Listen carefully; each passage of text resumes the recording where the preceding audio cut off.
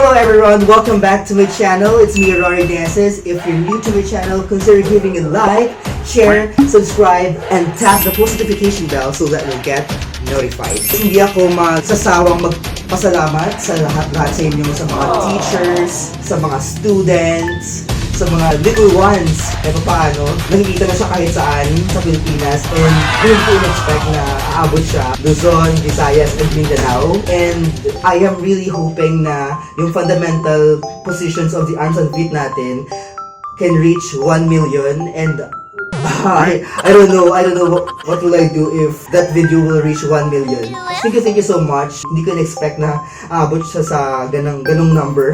So yes, in today's video, I'm teaching you another dance term, escotes. Escotes is originated from Aklan and Capiz provinces in the Panay Island. It must have been derived from the foreign term Scottish. So yun siya. Tara, di ba alam ko? Nag-research muna. Research muna tayo bago tayo mag-vlog, no? Kaya, ayun, mahirap talaga pag-vlogging kasi kailangan tama yung mga information na bibigay natin. Before we begin, let me change my outfit first. Boom! O di ba iba na yung transition natin. Without any further talk, let's get into the dance proper. Before that, we need Lola Kikai's book.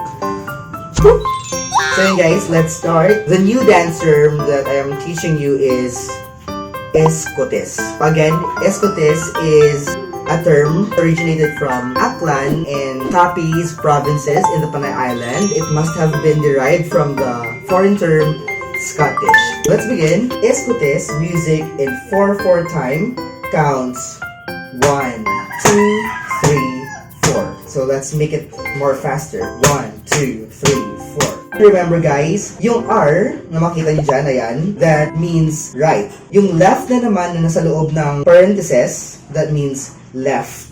You can start with the right foot or the left foot. It depends on kung saan kayo comfortable mag-start. Let's begin. Step right foot sideward, count 1. Step left close to right, count 2. Step right sideward, 3. Hop on right in place, and raise left foot in rear with knee bent. So nakabent yung knee, yung left foot is naka-raise siya behind your bent knee. That's count 4. This may be done in any direction. Ulitin ko. 1. Remember guys, when you step, there's always a transfer of weight. Kasi pag nag-step kayo na wala namang transfer of weight, that's not step. Alright? Step. Close. Step. Raise your left foot behind your bent knee. And you have to do it simultaneously on count 4. 4. Again. 1, 2, 3, 4. 1, 2, 3, 4. Nakuha ba? Okay, ulitin natin. Isa pa. Medyo mas bilisan natin. 1, 2, 3, 4. 1, 2, 3, 4. Ulitin natin, mas mabilis pa. 1, 2, 3, 4. 1, 2, 3, 4. So yun siya. I'll do a little bit of intro. So you can have your own intro as well. Depende sa inyo. Yung main dance laga natin, yung gagawin ko is quarter turn. So ito yung quarter turn. Right, back, sa kabila, side, front. So guys, ulitin ko lang guys. Kasi I found out that the music is really fast. So ayoko naman na pahirapan kayo. So instead of doing it 2 measures for each side, we'll do 4 measures for each side. So bali, yung mangyari is 1, 2, 3, 4, 1, 2, 3, 4, 1, 2, 3, 4, 1, 2, 3, 4. 1 measure, 2 measures, 3 measures, 4 measures. 1 measure, 2 measures, 3 measures, 4 measures. 1 measure, 2 measures, 3 measures, 4 measures. So yun siya.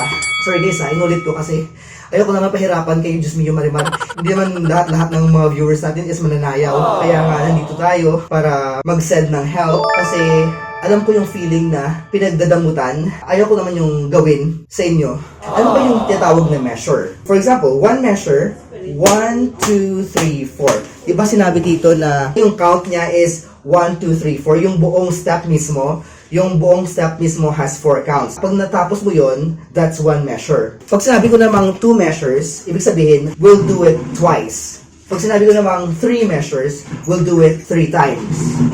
Nakuha niyo ba? So, yun yung tinatawag natin na measure. So, let's do it like a little bit faster. Ready? Yung kamay ng lalaki, pwede siya dito. Pwede siya dito, naka-overlap sa likod. Or pwede ding naka-close fist sa likuran. So, mga boys, depende sa inyo kung ano yung gusto nyo at kung saan kayo comfortable. Alright? For the girls naman, you hold your skirt. Pag ganito siya. Pwede ganito, yung palms naka-face forward. Or pwede ding yung palms naka-face backward. So, depende sa inyo kung saan kayo comfortable. Or pwede din hawakan nyo ng ganun, okay na yun siya. Basta naghawak lang yung spalda nyo. Yung step is actually for boys and for girls. Hindi pa ako nakapalda, mamaya mo papalda ako, makita niyo yan mamaya. So, that is it guys. Let's do it with the music. Let's go!